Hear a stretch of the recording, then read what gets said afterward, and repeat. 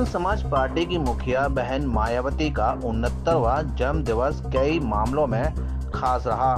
बसपा कार्यकर्ताओं ने अपनी मुखिया के आदेश के अनुपालन में समूचे देश में बहन मायावती का जन्मदिन जन कल्याणकारी दिवस के रूप में मनाया और बसपा कार्यकर्ताओं और वोटर सपोर्टर ने आगामी चुनाव में बसपा की सरकार बनाने का संकल्प लिया। फिलहाल बसपा के सितारे गर्दिश में चल रहे हैं। लोकसभा हो या विधानसभा चुनाव 2012 से बहुजन समाज पार्टी को लगातार हार का सामना करना पड़ रहा है।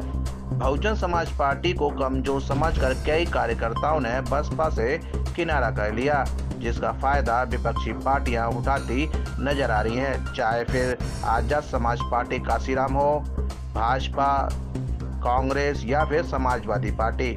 वहीं बसपा मुखिया मायावती ने अपने 69वें जन्मदिवस पर कार्यकर्ताओं में जोश भरते हुए कहा कि हमें पूरा विश्वास है कि जनता के जागरूक होने पर 2007 वाले दिन लौटकर आने वाले हैं और 2027 में जनता बहुजन समाज पार्टी की पूर्ण बहुमत की सरकार बनाने का काम करेगी। इस विश्वास के कई तर्क दिए जा रहे हैं। बसपा कार्यकर्ताओं का कहना है कि सब समाज यह भलीभांति जानता है कि बसपा सरकार जैसा सुशासन कोई पार्टी नहीं दे पाई। 2017 के चुनाव में समाजवादी पार्टी को मुस्लिम समाज ने सबसे ज्यादा वोटिंग की। इसके बावजूद समाजवादी पार्टी भाजपा को हराने में नाकाम रही। अगर विधानसभा चुनाव 2017 में यही मुस्लिम वोट बसपा को मिला होता तो भाजपा सत्ता से बाहर होती। दलित, पिछड़े और मुस्लिमों पर बढ़ते अत्याचार और उत्पीड़न और संविधान पर कुठाराघात अब जनता समझ रही है। बसपा कार्यकर्ताओं का कहना है कि मीडिया षड्यंत्र के तहत और स्वार्थ के वशीभूत बहुजन समाज पार्टी को कमजोर दिखाती है, जबकि बसपा ही भाजपा को शिकस्त दे सकती है।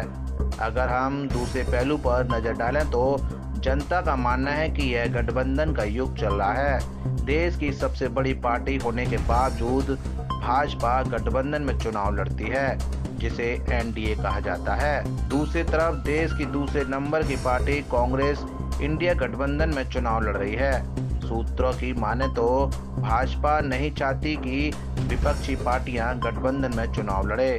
यहां तक कहा गया कि अगर लोकसभा चुनाव 2024 में बहुजन समाज पार्टी अगर गठबंधन में होती तो उत्तर प्रदेश से भाजपा का सूपड़ा साफ हो जाता और इंडिया में गठबंधन इंडिया की सरकार होती।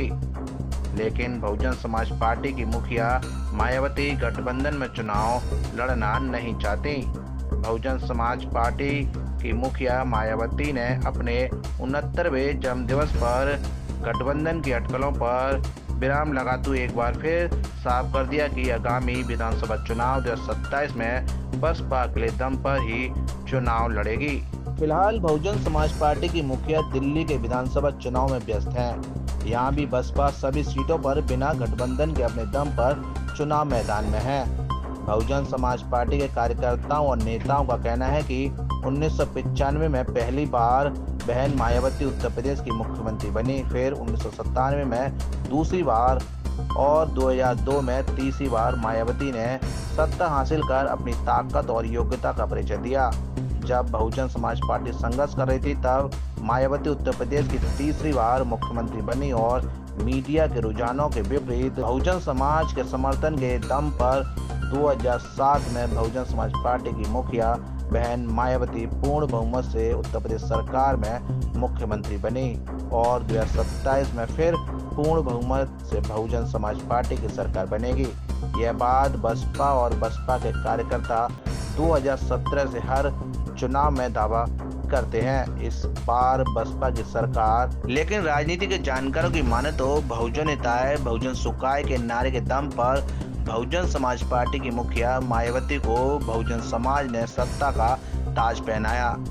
सूत्रों की माने तो बहुजन समाज के दबे कुचले और शोषित वंचित समाज को मायावती में समाज का हितैषी और रहनुमा नजर आया और SC, ST और OBC समाज पूरे मनोयोग से बसपा से जुड़ा। वहीं मुस्लिम वोटर बोनस के रूप में मिल गया। लेकिन बसपा मुखिया मायावती ने जैसे ही सर्वजन हिताय सर्वजन सुखाय का नारा दिया, मानो बसपा में हड़कंप मच गया। बहुजन हिताय बहुजन सुखाय का समर्थन करने वाले नेताओं को अपनी मुखिया बहन मायावती का यह निर्णय रास नहीं आया और बाबू सिंह कुशवाहा, धर्म प्रकाश भारतीय, स्वामी प्रसाद मौर्य आदि दिग्गज नेताओं ने यह कहकर बसपा छोड़ दी कि बसपा संस्थापक काशीराम की विचारधारा से भटक गई है। लेकिन बहन मायावती को नेताओं से ज्यादा अपने वोटर सपोर्टर पर पूरा विश्वास था कि बसपा का वोटर सपोर्टर बसपा के साथ बना रहेगा और इसी मुखालत में बसपा चुनाव लड़ती रही और हारती रही। वोटर सपोर्टर की माने तो बहुजन समाज की मुखिया मायावती के बयानों और कार्यशैली से यह प्रतीत होता है कि बसपा अप्रत्यक्ष रूप से भाजपा का समर्थन करना चाहती है।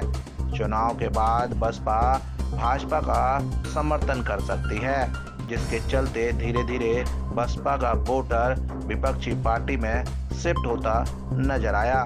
अनुशासित कही जाने वाली बहुजन समाज पार्टी के कार्यकर्ता नेता चाहकर भी अपने मन की बात नहीं कह पाते और एक ज्ञापन भी बसपा मुखिया के आदेश के अनुपालन में देने का काम किया जाता है।